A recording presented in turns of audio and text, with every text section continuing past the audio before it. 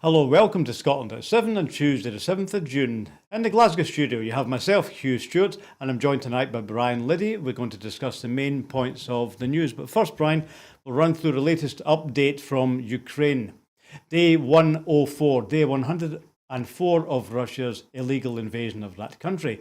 And Ukraine's President Volodymyr Zelensky says fighting has taken to the streets of the frontline eastern city of Severodonetsk, while admitting that Russian forces have the numerical advantage.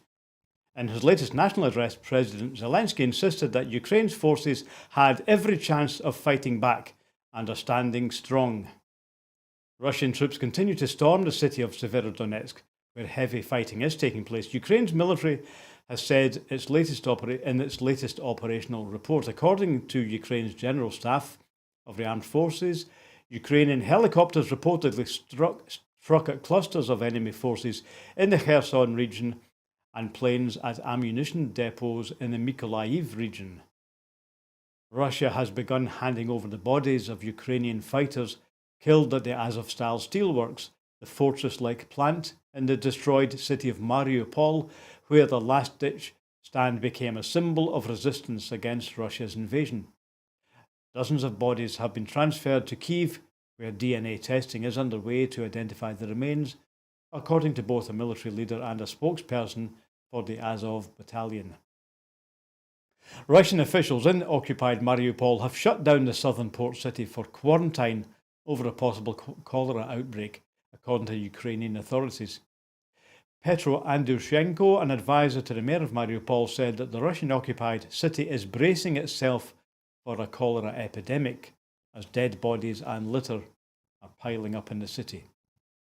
Sexual violence in Ukraine remains prevalent and underreported as Russia's invasion is turning into a human trafficking crisis, according to the United Nations. Women and children fleeing the conflict are being targeted for trafficking and exploitation. Pramila Patten, the United Nations Special Representative on Sexual Violence, told a UN Security Council on Monday. Sexual violence is the most consistent and massively underreported violation, she said.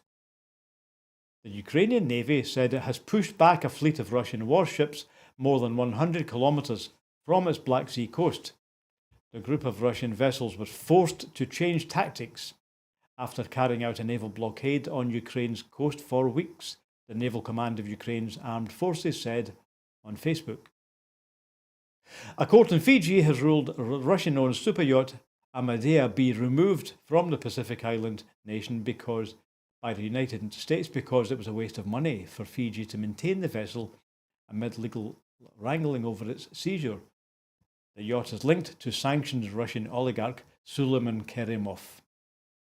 Yesterday, European Council President Charles Michel accused Russia of using food supplies as a stealth missile against developing countries, as he put it, and blamed the Kremlin for the looming global food crisis, prompting Moscow's UN ambassador to walk out of a Security Council meeting.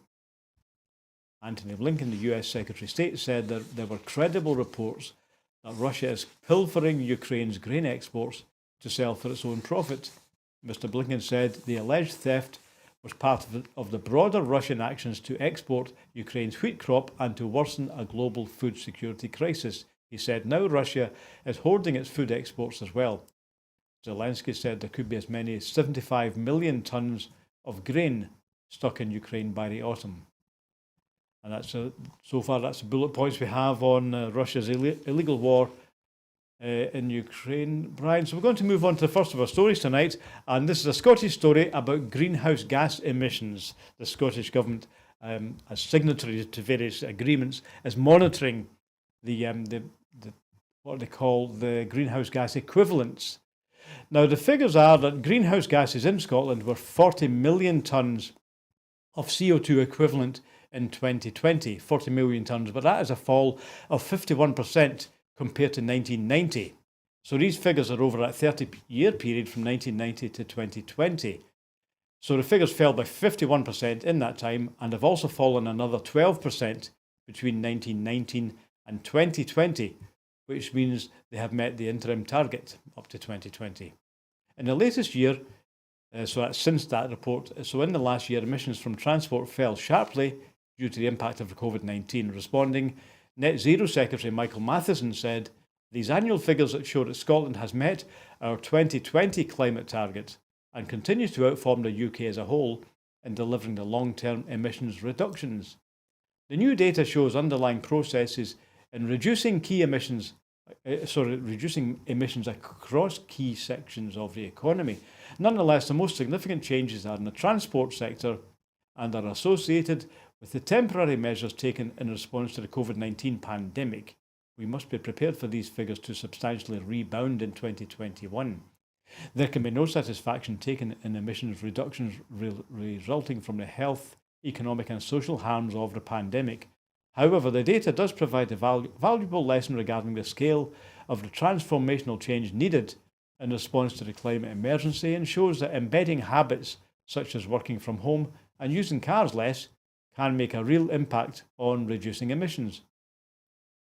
The 2020 emissions data does not yet capture the step change in action as a result of Scotland's updated climate change plan.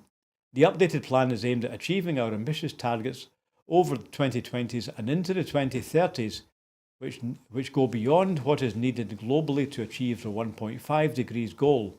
The 1.5 degrees, of course, is a maximum, Brian, not a goal to be aimed at, as part of a green recovery from COVID-19. With emissions down by well over 50% since 1990, Scotland is making long-term progress towards net zero, despite the constraints of devolved powers. We will continue to work with and where needed to challenge the UK government to ensure urgent action is being taken in key areas that remain reserved. But it is clear that Scotland could make a much greater contribution to global climate action were it not reliant on decisions made elsewhere. However, Brian, that's very exciting figures, I would say, don't you think? From a 30-year period, 51% reduction in what's called greenhouse equivalent gases. Yeah, it's great news. It's good news for the Scottish Government, and it's good news following on from COP26, which was held in Glasgow, which we should at least mention in passing. I would also say that it's something, when I say it's good news for the Scottish Government, it's the fact that these reductions have come without the Green Party working with the SNP party. But obviously the Greens will be very happy about this good news, and hopefully with the Green Party working with the SNP, these kind of reductions will continue. So it's all good news, and it's probably maybe just worth mentioning also that, as we were chatting off air, that these reductions again happened before COVID and before Brexit, and so once the figures come out over that period, covering the period of COVID and Brexit, then we're bound to see even more reductions again. COVID, because there was no cars on the roads, everybody stayed at home to stay safe, there was no international flight travel. Brexit, sadly, because there's going to be less products, less trade with being taken from Scotland to the EU and the rest of the world. Said, yeah, it's we want to reduce emissions, but we don't want that to be because people are unemployed or because jobs are not being done. But he does say, of course, that the small reduction that you refer to during COVID, or the big reduction, that's not going to be permanent. That will bounce back next year, we expect. Yes, but I suppose it's just looking for some good news from a depressing situation, COVID followed by Brexit, or Brexit followed by COVID. At least this could be possibly one benefit, at least. Well, I'm just wondering about, I just want to emphasise, as I said during the report there, the 1.5. We've got to be careful the way we handle that. I think Michael Matheson didn't mean to say it's a goal. We're not trying to heat the planet by 1.5. We're trying to stop heating it by more than that. So I think, I was reading last week actually that Pascal Lamy, who used to be a French politician, is chairing a commission called Climate Overshoot. So he thinks there's no doubt about it. We are going to exceed 1.5. So now what we've got to do is to start taking defensive action. But at least the Scottish figures show that it is possible for an advanced nation to make substantial cuts in their greenhouse emissions. Yeah, and I think the fact that Scotland is wealthy when it comes to renewable energies. So hopefully, again, that will continue to become an industry that Scotland will be excelling in, and it's another benefit to the economy. And as you say, you mentioned briefly that there are health benefits to these improvements in the climate, basically in the atmosphere. So it's all good. Okay, right. I'll move on. Sorry, I'm sorry if you caught me looking at my watch there. It's not because I was bored listening to Brian. It's because we need to put a battery in the studio clock, right? So, but I'll come to the fundraiser later on. How much do batteries cost? So, we're going to move on to another story about climate and environment, because today First Minister Nicola Sturgeon was calling on international leaders to take action to address climate change, and that's this week at the Bonn Intersession. Today, this is a meeting in Bonn, Germany, a major milestone in the international climate calendar. The First Minister was today stressing the climate emergency is the single most significant and urgent challenge the world faces. Despite international efforts to tackle global warming, some climate impacts are now unavoidable and will continue to lead to loss of life and huge financial damage in some of the most vulnerable communities in the world. Scotland is among the first developed nation to pledge finance to address the loss and damage aspect, with the First Minister already committing £2 million to loss and damage during COP26 that you alluded to a minute ago, Brian, when they all met here in Glasgow last November. The First Minister has detailed a range of actions Scotland is taking to address loss and damage, including sharing the best practice in tackling loss and damage and coordinating global action at a Scottish Government-hosted international conference, which is later on this autumn. Funding this is funding the Stockholm Environment Institute to deliver new research and evidence papers on operationalising loss and damage finance.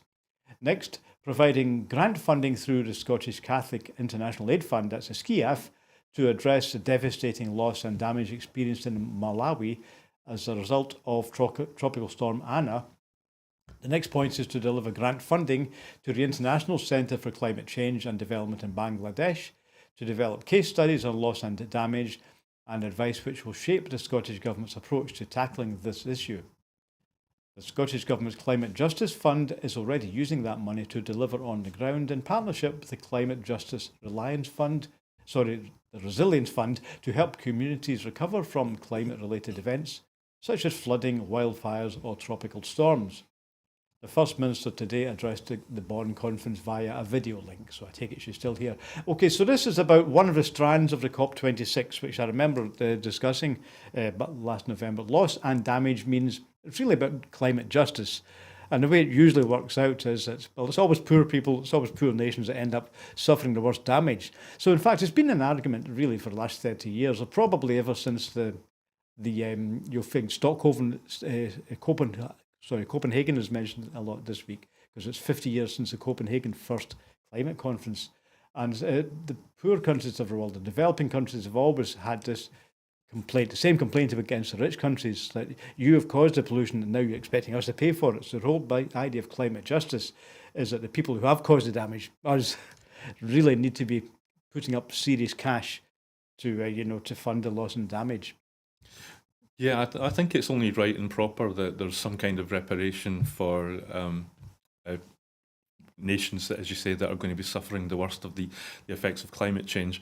I think at the start of COP26, Boris Johnson opened the summit by saying that the Industrial Revolution started in Scotland when James Watt worked out how to refine the steam engine, and then also soon after that there was the coal and the iron ore reserves that Scotland was strong in.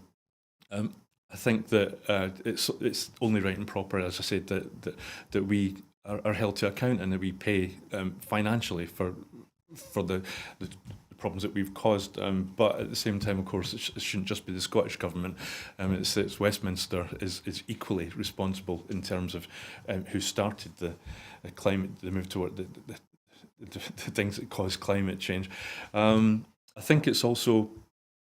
Did you say that was given a special name? Is it the Glasgow Diktat, that this decision that in COP26 that richer nations should pay financially? Well, I can't remember what the strand was called. It was one of the one of the themes of COP26. I'll need to look up what exactly they called it, but it has been a feature of previous United Nations conferences. The idea, well, basically the division between the rich world and the developing world. Yeah. And for years, the developing world is saying, well, you've made profits out of the greenhouse gas over the years. Now you've got to put something back in. And it was formalised in Glasgow, and so that idea is now named after Glasgow, which is good. But I think it's also worth mentioning that there are other events going on that we hear very little about in the news.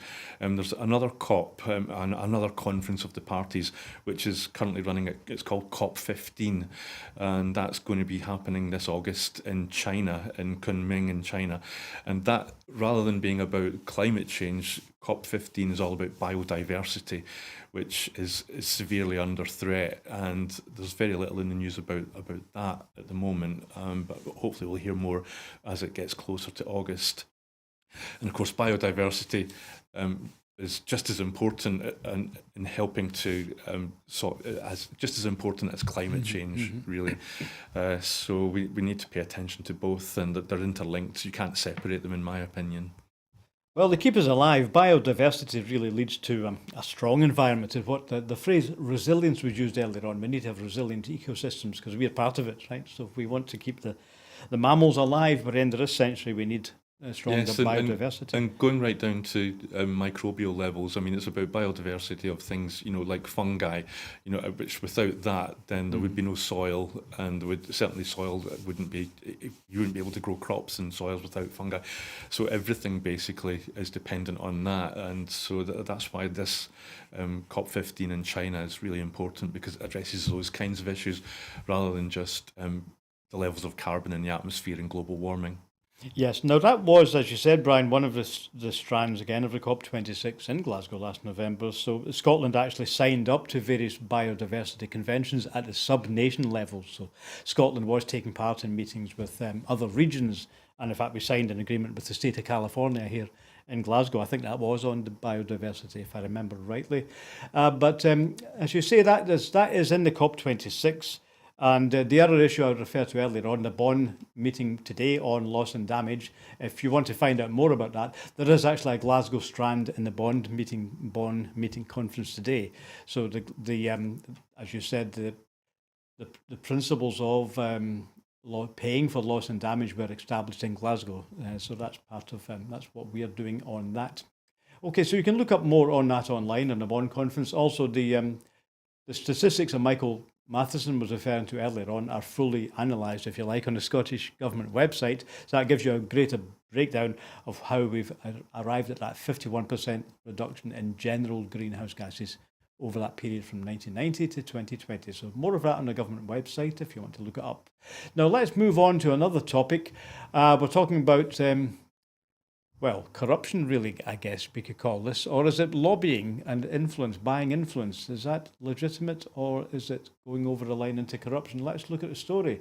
Concerns have been raised over the City of London's influence on Westminster following a report which found that financial firms and individuals tied to the financial sector gave £15 million to political parties and £2 million to individual MPs. This is during the period of the pandemic.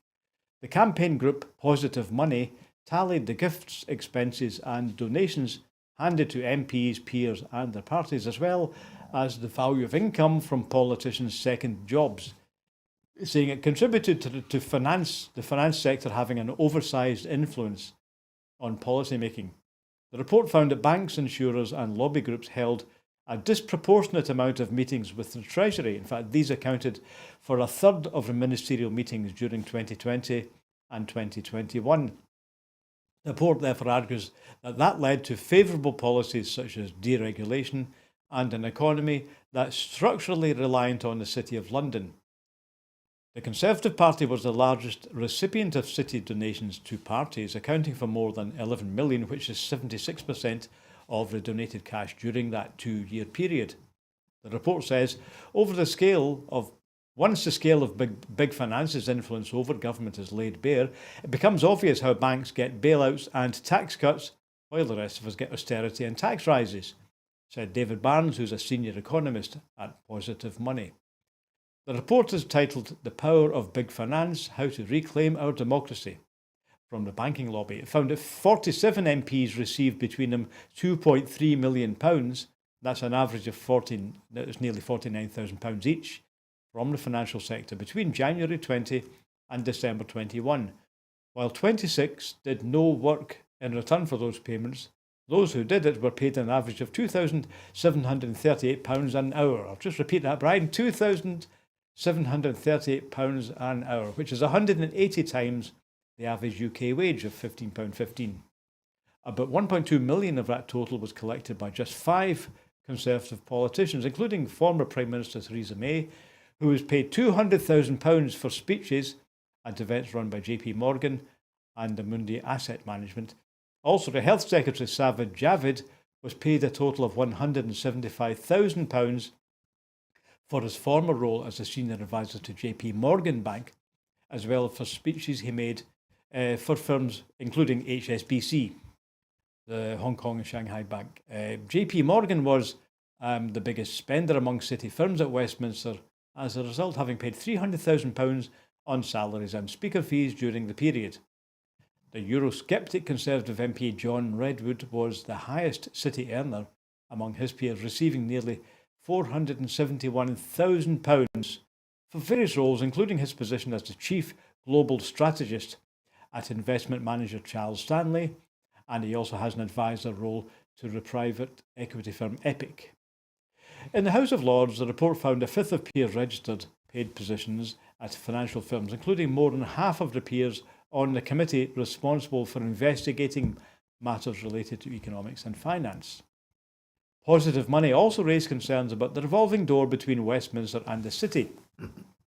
That issue of possible conflict of interest became prominent during the recent Greenshill scandal, after former Prime Minister David Cameron and ex-civil servants were found to have lobbied ex-colleagues on behalf of the now collapsed lender Greensill Capital. Okay, so let's look at the story first of all. So, as I said at the top of the story, is it lobbying or is it corruption? Firms are entitled to speak to MPs, of course, and maybe buy them lunch now and then, as long as that goes into the register of MPs' interests. That's what the rule book says. But the report says that the city has more, has disproportionate influence. Do you think we have a problem facing our democracy? Yeah, I think you're right. It's a very fine line. There's nothing wrong with lobbying. I'm sure that we all have things that are important to us, and that we would want someone to lobby those things that would be beneficial to society. That then somebody should go to Parliament or go to government and lobby for them, things that are going to make people's lives better and ending inequality and better housing. But there does come a point when clearly there are industries that are paying for access to parts of the government that if you don't have that kind of cash, then you don't get that kind of access, and that's a problem. And I would say that maybe it really needs to be controlled. There needs to be stronger guidelines to stop the latter of those two things. The figures, as you said, that you reported. Those are the kind of figures, eye-watering figures, that when you read them or you see them in writing, you kind of think that's got to be a typo, and you have to go back and reread it, and then you might even go on somewhere to check it, and then to find out that no, it's true. It is £2,738 per hour that these people are being paid. It's incredible. And what is that money being paid for? These people are not, giving this money away and then not expecting anything about it. There's been lots of stories like Greensill in the press recently. Russian oligarchs paying for the opportunity to play tennis with Boris Johnson, or to have lunch with Ruth Davidson, and you also mentioned JP Morgan. It's interesting to note that they're currently increasing their footprint here in Glasgow. They're building massive new offices, high-end, state-of-the-art office complex in the city centre. And maybe it's also just worth mentioning that with last night's vote of confidence in Boris Johnson, Nadine Dorries was recorded, interviewed by the BBC, I think it was, and she used the very fact that the Conservative Party benefited most from wealthy donors, and used that as a threat to her colleagues in the back benches, and said, if you vote and if you support the no confidence in Boris Johnson, and if you take Boris Johnson down, then we will lose those rich, wealthy donors, because they have said that they support Boris Johnson, so we mustn't upset them. If you want to keep that money rolling into Conservative Party coffers, then we've got to keep Johnson because the wealthy donors like him. And these are the kind of scenarios that we need to guard against, I would say. Now, it's interesting looking at these figures. Let me remind you, by the way, this is the report from the Positive Money website, which I looked at this afternoon. It's, if you want to find out more about that, please look up Positive Money. Now, the figures actually relate to the Johnson years, really, don't they? Because this is from 2020. Johnson, of course, won his election in December, so it really is the Johnson period. Now, I guess we must look, I'm just interpolating here, but obviously this is supporting Brexit and hard Brexit. So the fact that Johnson has stayed on, of course, we couldn't report on that last night because the vote was out just after we went off the air. But Johnson's apparently coming back fighting, issuing a slew of new policies. But it's going to be hard Brexit. It's going to be, again, being tough in the Northern Ireland Protocol. So presumably that big money wanted hard Brexit. It didn't want any kind of softening of that position and moving back into control of Brussels. Yeah, it's what they called what the pro-Brexit people, the ERG, called. They said was going to be the bonfire of red tape, and basically what that means is it's a bonfire of standards that are put in place to protect you and me, things like health and safety, environmental controls, and the like, things that are important, and Jacob Rees-Mogg, I think, recently claims to have whittled down from a list of 2,000 benefits of Brexit that he asked the public to say, can you send in what you think should be a benefit of Brexit, and whittled them down to 9, and most of them are things that are detrimental to.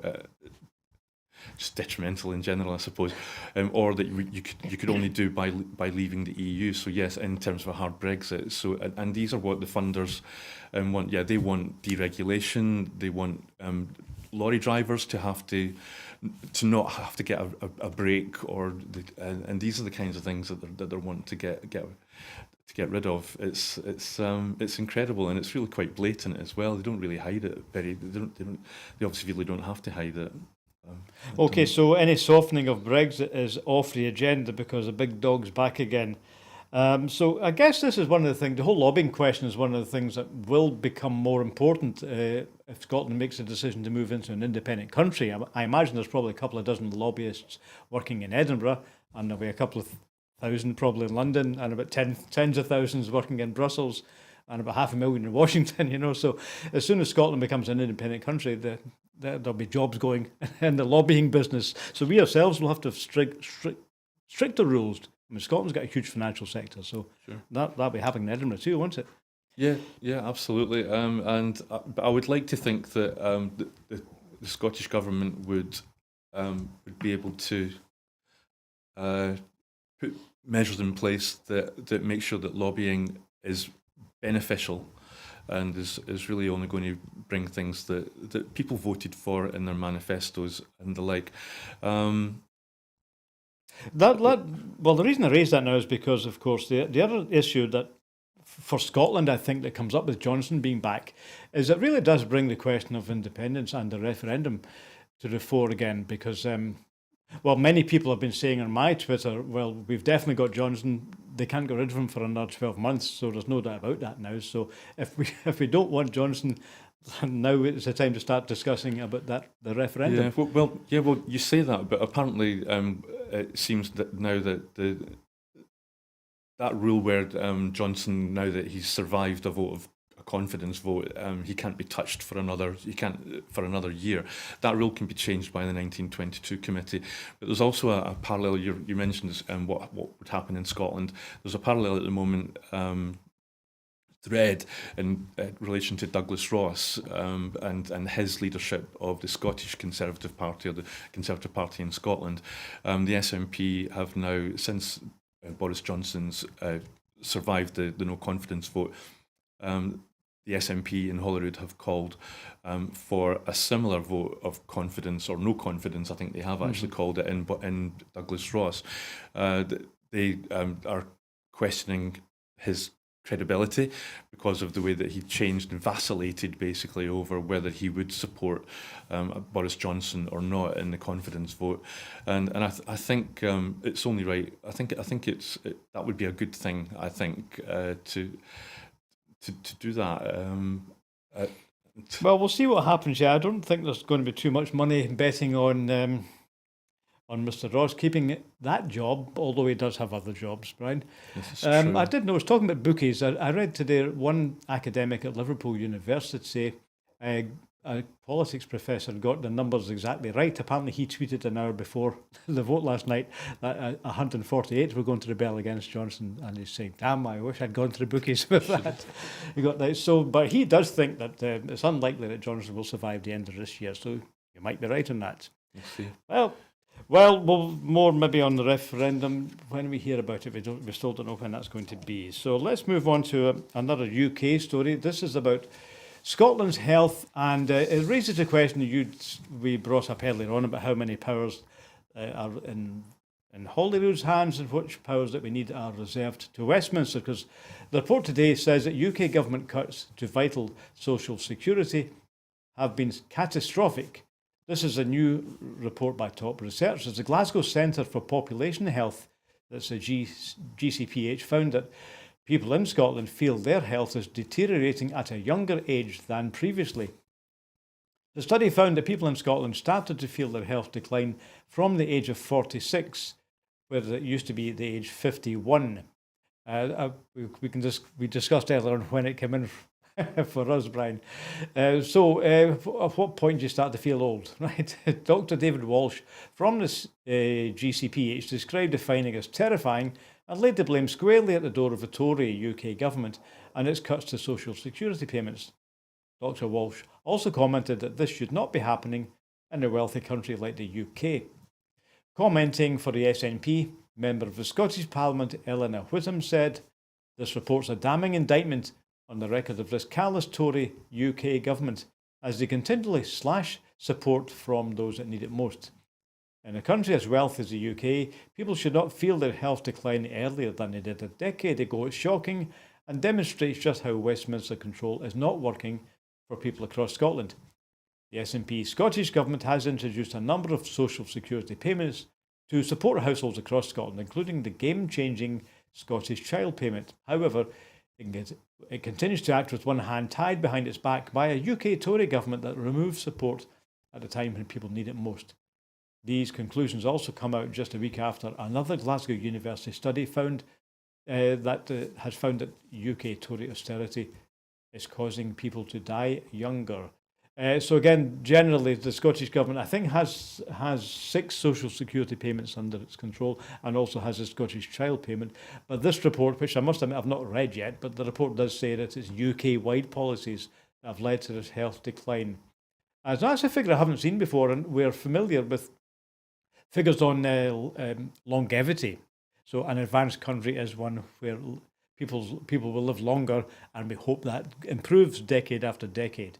So, I mean, politicians and economists have always said if your longevity is down, that means there is something wrong with your social policies, isn't it, Brian? You know about these things. Yeah, I wouldn't say that I really know very much about these things, but yes, I think you're absolutely right. And I think there was also a recent study which said that up until recently, people were living longer. But in the past few years, that's kind of plateaued. And the worry, I suppose, would be that life expectancy will again begin to get lower and people will start to die at a younger age. And I wonder if that is what's going to be around the corner here, and what these figures are maybe pointing to. You're right, I don't think there's been any formal study that's brought these kinds of figures to our attention before, but it's kind of common sense. really, when you think about the fact that the rise of food banks and what really is going to be down to the fact that um, Our next report is actually going to be on food, but remember we are talking about two different measures of health, right? There's the overall longevity. There was a report out on that last week, and this is a separate report saying that people's health declines from the age 46 onwards. So that's what the new report is saying. But again, the report clearly says that it's actually the report from Dr. David Walsh is clearly blaming this at UK government policy. So it's interesting. So we're not making a political point here, if you like. We're making a point that's kind of scientifically borne out by the figures, aren't we? Yes, but the fact is that it's the government that cuts social security, and this is what we're talking about. So yes, you could say we're not trying to make a political point, but politics is an essential element of what's been happening, and again, I mean, you kind of alluded to it in the report that the very fact that the Scottish government increased the Scottish child payments by £20 a week, and then straight on the heels of that, the government in Westminster reduced universal credit payments by the same amount, which basically turned what was supposed to be a boon or a benefit to Scottish families, turned it into mitigation overnight. So I think you could say, let's not politicise this, but I don't think you can avoid doing that. Okay, well, let's just move on to the next one, because our next story is actually about food, which is, again, clearly, you mentioned food banks anyway. The next story really is all about the Scottish Government's long-term strategy for Scotland to be a good food nation. Now, that was a strategy which was outlined, I think, way back in 2014, so I'll come back to that in a minute, but let's look at today's story. So the Rural Affairs Secretary, Mary Gudgeon, has today confirmed that she will support proposals to set up a statutory food commission, and that'll be in the Good Food Nation Bill, which will be in front of the Holyrood Parliament shortly. An amendment to the Good Food Bill has been lodged by Ariane Burgess, MSP, and the Scottish Government will support it. It will come in at stage 3 of the bill. Considering the need for a food commission was a commitment in the Bute House Agreement between the Scottish Government and the Scottish Green Party. If passed by the Scottish Parliament, the Commission will have the oversight and scrutiny role for the delivery of provisions in the Good Food Nation Bill. The Food Commission's main functions will include, amongst other things, scrutinising and making recommendations in relation to the Good Food Nation Plan and progress reports, conducting research and providing advice to Scottish ministers and to the relevant authorities in carrying out their duties under the bill. This is the Good Food Bill. Commenting, Rural Affairs Secretary Mary Gudgeon said, "Following careful consideration of all the options, I have decided that setting up a statutory food commission will strengthen the Good Food Nation Bill and provide further impetus on Scotland's journey to being a good food nation." So let's just go over what that phrase means. I don't know if people are familiar with it, but the Scottish Government, as I said, has been committed to this idea, to this strategy that Scotland's a good food nation for quite a number of years. The bill in front of Parliament is one of the steps to put that into effect. So just summarising, I've had a quick look at it today, and I think we discussed it before a few months ago, but a good food nation means that Scotland recognises that we make great food here. We recognise the importance of food, and we want people to be aware of what good food we have and how to prepare it, and generally to celebrate good nutrition. And I guess there might be a subtext under there to say, let's get away from fast food and start making our own freshly made, locally sourced food at home. So that's what good food nation means, that we all, every one of us, know what good food is, and we know how to make it and how to cook it and get it locally. Yeah, there's an irony here. Even here at Broadcasting Scotland, we've got our own full Scottish on Sunday afternoons, which is an allusion to a full Scottish breakfast.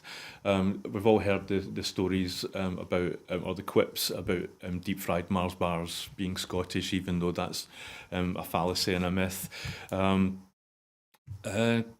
And yet, at the same time, if you go into a French restaurant in the middle of Paris, then a good restaurant, then you will pay a premium for Aberdeen Angus steak or for Scottish salmon. these products are more expensive in France because they're Scottish and they're deemed to be of very high quality, and yet. Yeah, in Scotland it probably is true that we could use more of this kind of high quality stuff in our own homes. Cost is obviously an issue, that might be prohibitive, but it's good to maybe try and get more Scottish produce, high quality Scottish produce being used in homes in Scotland, and then of course it's worth highlighting. Again, our very own Ruth Watson, she has her Keep Scotland the brand, which is very much in line with what this bill is about, and it's about quality of Scottish produce and how it's worth saving. So, incidentally, the Scottish brand is also threatened by Brexit because the internal market bill is about making things the same in England and Scotland and Wales and Northern Ireland. If that's still it's absolutely true, and again, you can't go very far on a story like this without feeling the presence of Westminster. Jamie Oliver recently had what he called an Eton mess demonstration outside Number 10, where he asked people to make an Eton mess and take it along to Number 10. He said that the Eton mess represents, and I'm quoting, the privilege and mess that is our British government. And that's because the Westminster government U-turned on a policy or a strategy. They said that they promised that they would bring in legislation that would ban 2-for-1 junk food meals in supermarkets, and then they reneged on that, and that's probably because of Brexit and the internal market bill as well. So it's not just a problem in Scotland, but across the UK. But no, definitely it's something that hopefully the Scottish government can do to improve things. Yeah, that's the sort of thing I mean, because if the Scottish government were to itself ban things like that, if it wasn't also banned in England, that could be overruled by the Supreme Court. Right. Absolutely. Okay, so that's good. The Good Food Nation, and it does include Jamie Oliver, of course, also campaigned for good food in schools, but that will also be under the remit of the Good Food Commission. Okay, let's move on to the next story. More topical now. Rail workers are going to bring the UK rail network to a halt with a 3-day strike later on this month. We hear today that rail workers are going to strike for 3 days in late June, and the move is likely to halt much of the national rail network for a week. That's the whole UK rail network. The Rail Maritime and Transport Union, the RMT, has told its members to prepare for strikes on the 21st, 23rd and 25th of June, following a ballot of 40,000 members last month, which saw staff at Network Rail and 14 train operating countries vote overwhelmingly for full-scale industrial action. Union members in London will prepare to hold a further tube strike on the 21st of June in a coordinated move designed to head off possible job cuts at Transport for London and in the National Rail Network. The planned strike, starting on the Tuesday and running through until Saturday, cover the busiest days of the week for rail since the pandemic. They will occur on the week of those 2 by-elections and disrupt travel to major events, including the Glastonbury Festival. Neither Network Rail nor train operators have yet threatened compulsory redundancies, but they have been told to find 1 to 2 billion in annual savings, and passenger numbers are still significantly below pro-COVID levels. So I think that's probably at the background to this one. We were talking earlier on, of course, about reductions in greenhouse emissions and moving people into other modes of transport. One of the unfortunate effects of COVID is that a lot of commuters prefer to go in their own cars rather than get into crowded trains or buses, which is understandable. But really, I think behind this, the big problem is that, as we said at the end of that story, passenger numbers are well down on what they were in 2019. So the rail companies are not bringing in the money they were expecting, and they're being told by the government to cut costs. So obviously the RMT expect that's going to mean redundancies. Yeah, it's quite a thorny issue on many levels, and of course it comes at a time when not long after the Scottish Government nationalised the railways in Scotland, and so these kinds of stories can be used or can impact on the Scottish Government negatively, as they're kind of seen to be implicated, even although they can't really get involved because the pay negotiations are independent of the Scottish Government. I also think it's always interesting to know when a sector is voting to strike, and of course then the strategy would be to make sure that or get that strike to coincide with dates that are going to cause the most disruption, and it's happened recently with the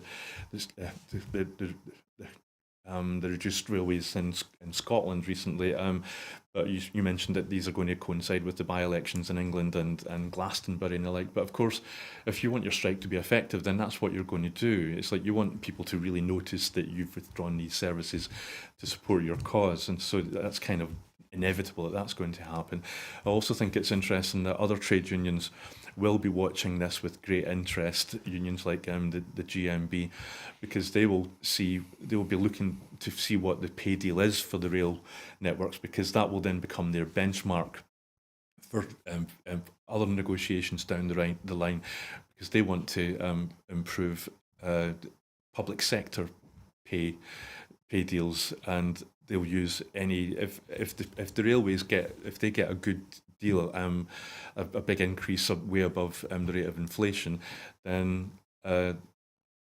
unions like GMB will use that as leverage, or they'll see it as a benchmark, which they will then try to get a similar pay rise for other workers in the public sector. Yes, it is a dilemma for the government on dealing with public sector. I noticed the RMT today actually said that they think that inflation will be at 11%. So they haven't been offered anything like that. But obviously inflation is the other background to that. So yes, other unions will certainly be looking at that. Okay, Brian, we're going to move on now over to America. We have a story which we've been featuring regularly ever since the illegal attack on the Capitol, which of course tried to get Donald Trump reinstated in the election that he lost. Now, one of the groups involved in that is a right-wing neo-fascist group called the Proud Boys. Now, we've heard today, this happened yesterday, but in American time, East Coast time, but the former leader of the right-wing group, the Proud Boys, Enrique Tarrio, and 4 associates have been charged with seditious conspiracy for their role in the January 6th, 21 attack on the US Capitol by Donald Trump supporters. Federal prosecutors accused the 5 men of plotting the attack in advance and encouraging other Trump supporters to prevent Congress from certifying his 2020 election defeat by his Democratic opponent, Joe Biden, who of course won.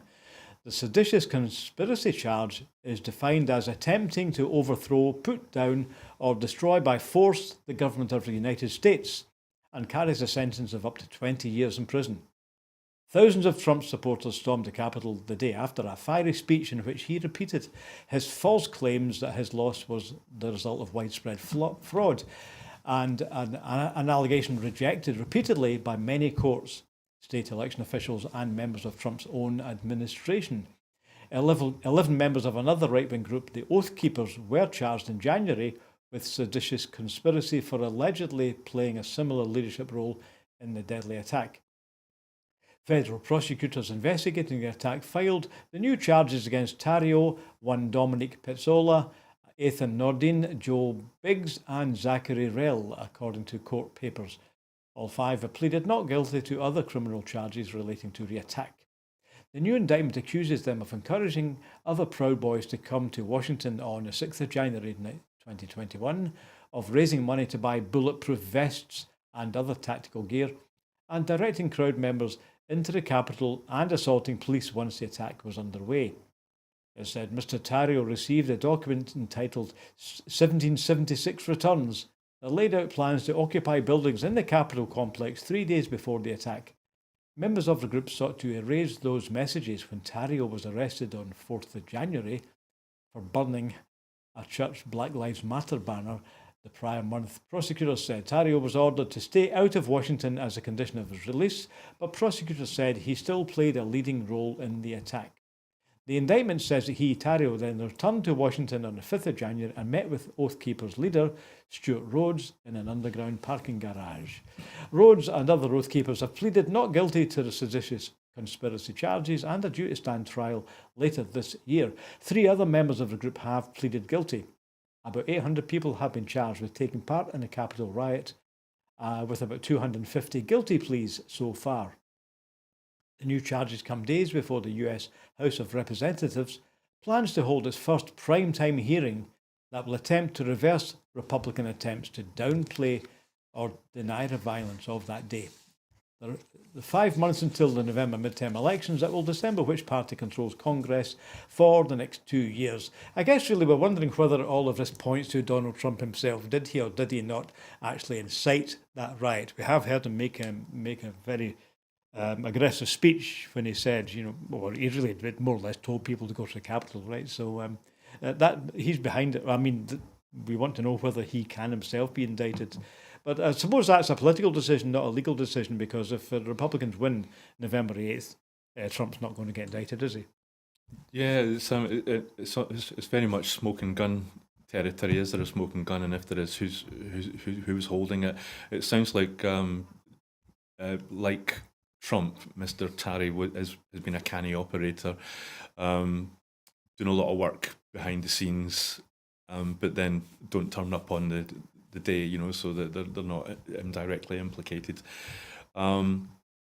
It brings to mind Mary Black's recent speech in Westminster, where she talked about how the UK is sleepwalking into fascism, and I think that her speech was probably inspired or influenced by what's been going on in America, in the Capitol, and the like.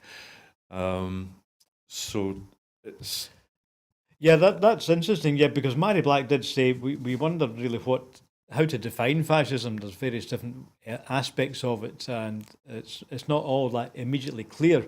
But these are very far right groups. There's no doubt about it. But one of the aspects of fascism that she'd be referring to is the idea of populist politicians sort of mobilising, if you like, thousands of people who are armed, of course, and these guys really are armed. Yeah, and also that they will do anything to retain power. Which again, that's definitely been the case in America with Trump and the Proud Boys, and you could say is also we're witnessing it here right now in this country with what's been going on in Westminster of late.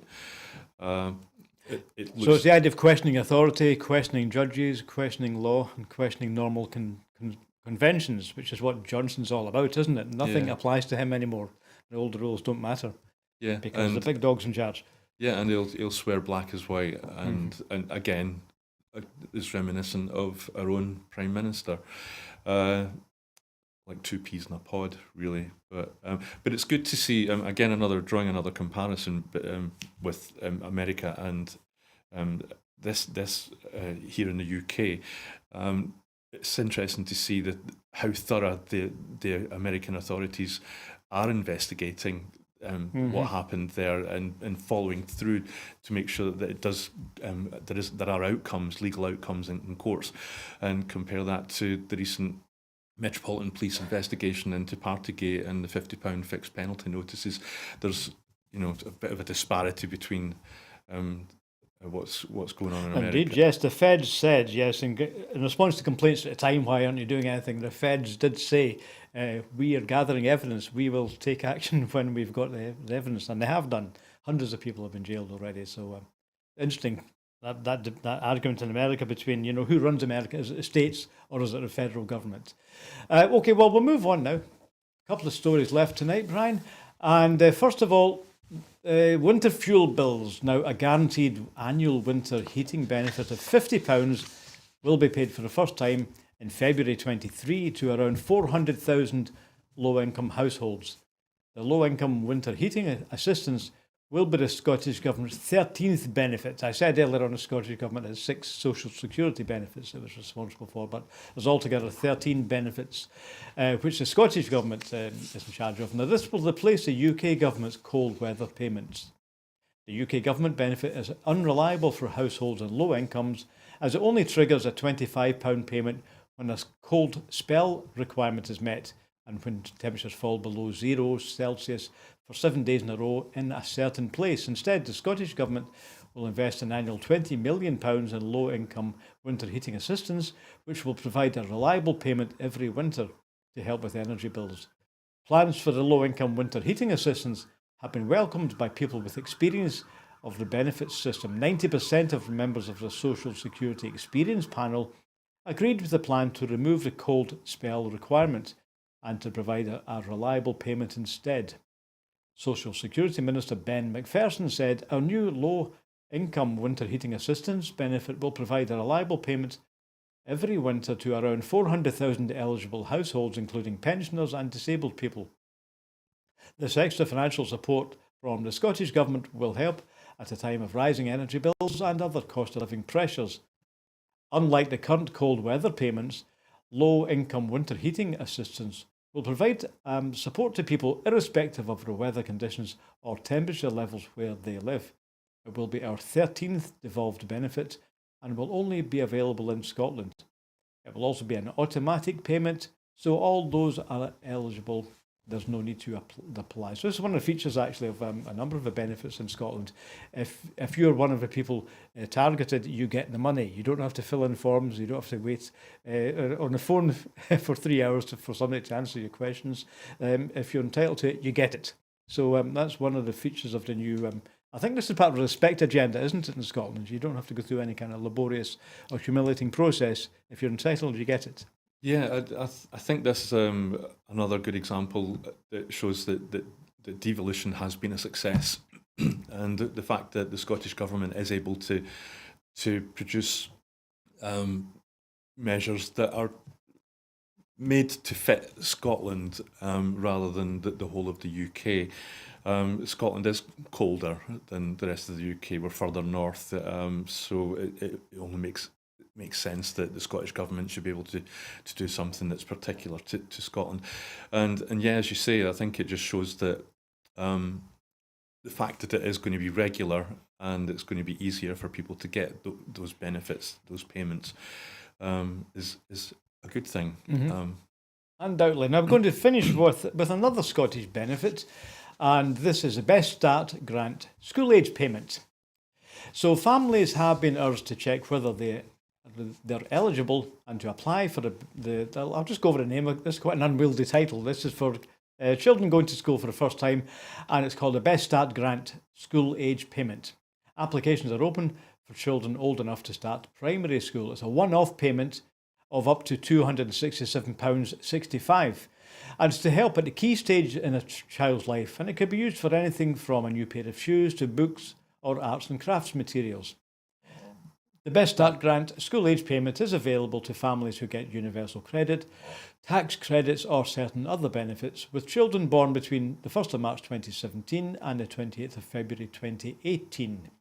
Okay, parents who have been deferred their child's entry to school from August 22 to August 23, or those who are homeschooling, should still apply before the end of February next year, or else they will lose out on their payment. There is no cap to the number of children in a household who can get this payment.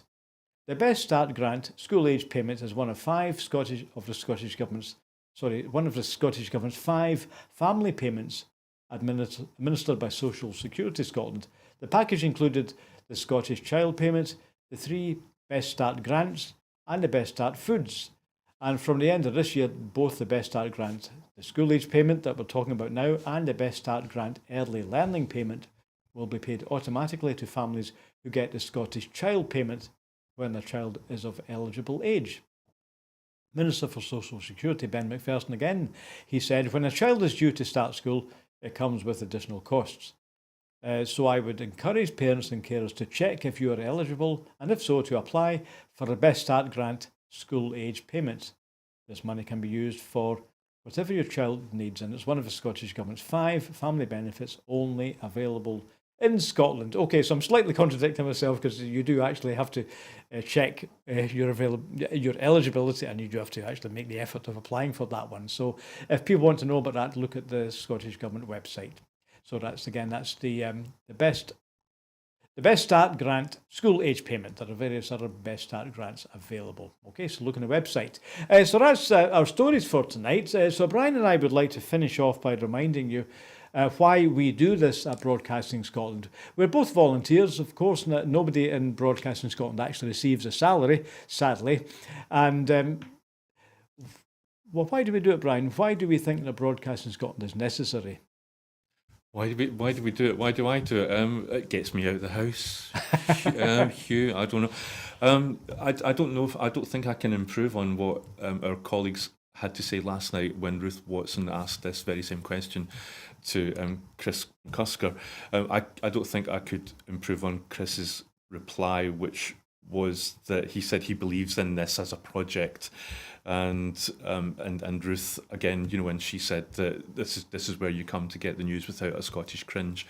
Those are the best answers. But for me personally, I think it's because I think Broadcasting Scotland covers things that are really given scant coverage anywhere else. Things that are coming out of the Scottish Government that are of benefit to the Scottish people, that are legislation and boring and kind of things like that, which is why they don't, that it's not the platinum. The fact that you don't get a lot on Broadcasting Scotland about things like the Platinum Jubilee or the Johnny Depp Amber Heard trial in the States, because I think Broadcasting Scotland concentrates on things that are important to Scotland rather than just gossip and celebrity news and things like that. So, yes, actually, well, I didn't know there had been a Jubilee. I was away at a music festival in Lochfine at the weekend where we didn't have any internet access. So was there a Jubilee on? I missed all that. Yeah, they call it platitubes down there. Damn, I missed that one. Yeah, well, the reason I'm doing this is because I remember after the referendum in 2014 reading a lot of sites such as Bella Caledonia, and they generally made the point that Scotland doesn't actually have a media. We've got lots of media in Scotland, but it's not Scottish. It comes from somewhere else. And really, as a country and an aspiring independent country, Scotland needs indigenous broadcasting, if you like. It isn't mediated through somebody else's eyes. Clearly, some broadcasters who have Scotland in their name clearly have editorial guidelines coming from somewhere else. This doesn't. Our editorial guidelines are our own, and we, as you say, Brian, we do what we think is Scotland's news, what we think is important to Scotland. I think there are some political parties in Scotland that are in a similar situation. So not actually based here, but based somewhere else. Okay, so this is leading up to asking you for money, right? We are free to air and we don't get paid, but all the money that comes in goes to paying our bills, because we do have to pay various people. We have to pay the internet connection. We have to pay the rent on this fine studio in Glasgow. It is a really good facility, and of course our bills are going up same as everyone else's. So if you look at the crowdfunder again, we have raised a special crowdfunder, and we're a week into that, and there is some money coming in, but we do need more, I'm afraid. That crowdfunder and its £20,000 limit, it's not just chosen as a random figure. That's what we require right now to pay the bills and keep this studio going. So I know a lot of you have paid already, and if you know anyone else who would like to contribute, either by watching, by donating, or maybe even helping to volunteer, then please spread the word. Please pass us on your social media. So anyway, the donation site, of course, is on that broadcast. Here it is again, www.broadcastingscotland.scot.donate. So it really would be great to have you contributing so that Brian and I can keep doing the programmes along with our other colleagues in the team here. And so it just remains for me and Brian to say thanks for watching tonight. And I'll be back with Scotland at 7 tomorrow. So bye for now.